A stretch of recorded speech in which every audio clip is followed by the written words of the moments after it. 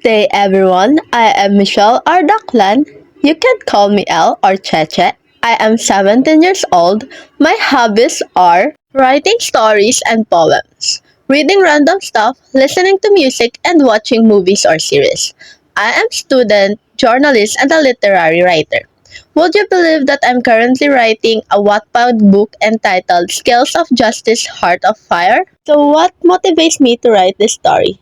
To be honest, it is just the social issues that our country has. Oh my God! May nakalimutan nga pala akong i-mention.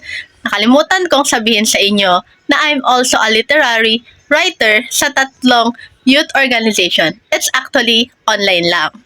Pero yung three organization na yun is Danggit PH, Inform PH, and Journos, na kung saan kami ay mga young journalist na nagpapakalat or naglalahad ng balita. But wait, there's more. I'm not a news writer, but rather a literary writer.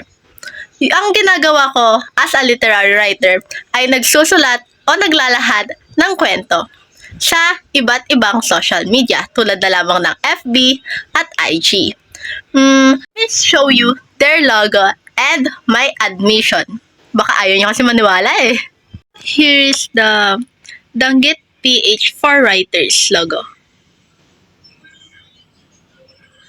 This is our logo, or let's say RGC in Inform Philippines. But not the least, Journos.